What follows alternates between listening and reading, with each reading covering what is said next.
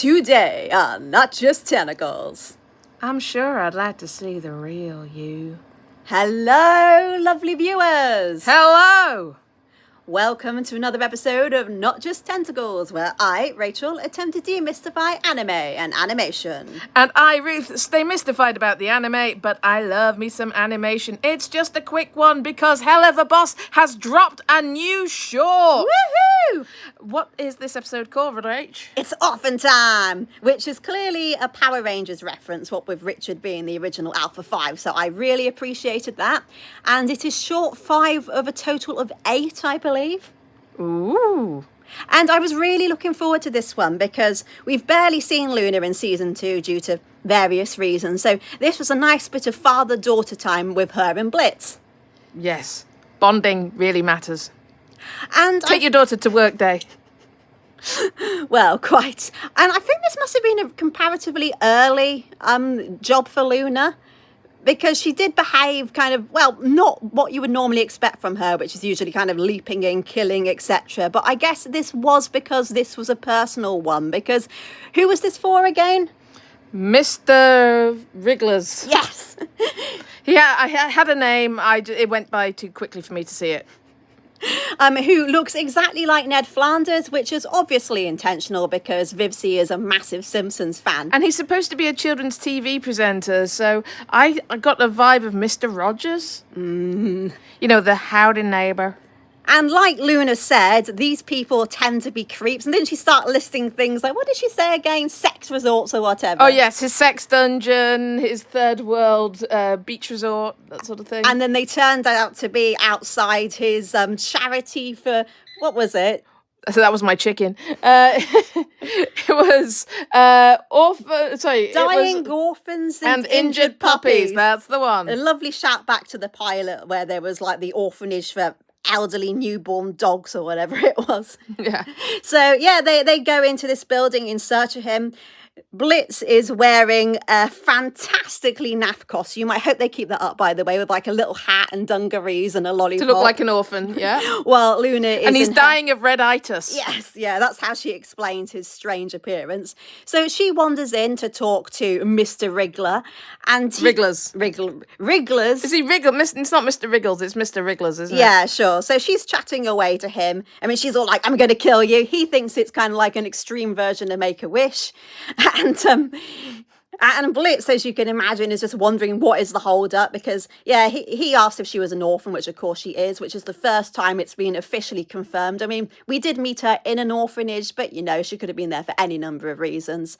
And she's reluctant to carry out this kill. And I'm glad they did that too, because I know so many people... It's because he wants to say goodbye to people. Yeah, to his kids. And yeah, that touches a nerve with her. Because there were so many unwanted orphans that he just adopted them. Which, of course, reminds us of Blitz doing that with Loona. What I didn't understand, though, he looks like he's in his 40s, 50s, and yet he's been married to the same woman for 74 years. It's called Botox, love. Botox and plastic surgery, which I imagine you would have to do if you were an entertainer working for several years.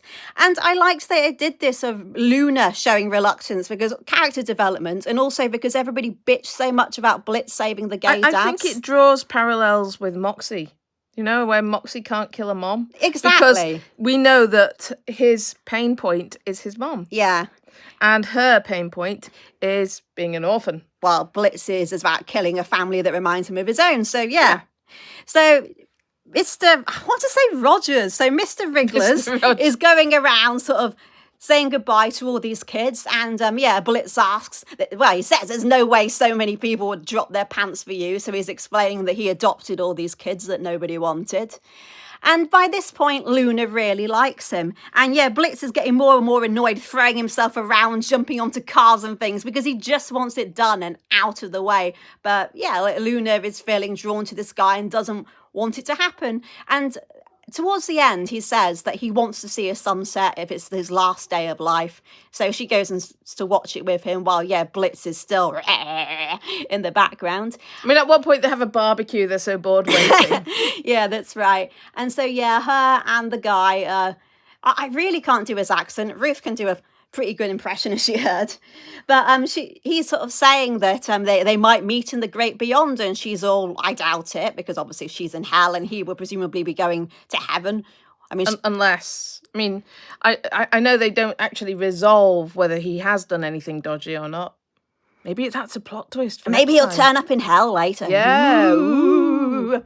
Blood twist. But anyhow, yeah, Loona now feels she likes him and thinks, oh, this is a wonderful guy. He's not going to judge me. So shows him herself as a hellhound rather than the gothy barista girl that she poses as. And he freaks the fuck out. He does not take it well. Oh, no. And Blitz decides to kind of join in on this because she starts shooting him. Yeah, she gets him in the kneecaps. I think she did it by accident at first. I'll have to watch it again. But yeah, he freaks out. She shoots him, and then Blitz decides to be a good dad and start smashing his head in with a brick.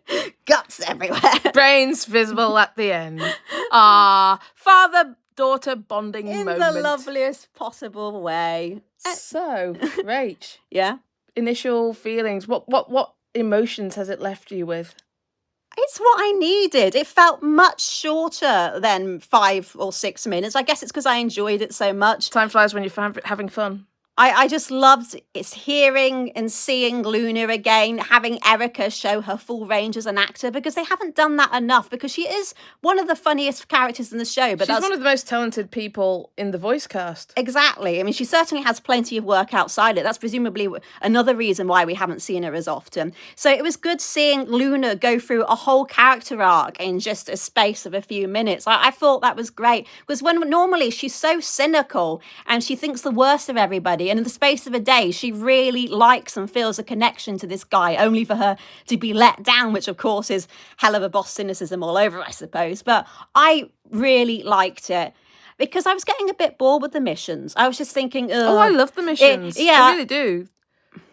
But this gave us something different, and I thoroughly appreciated that.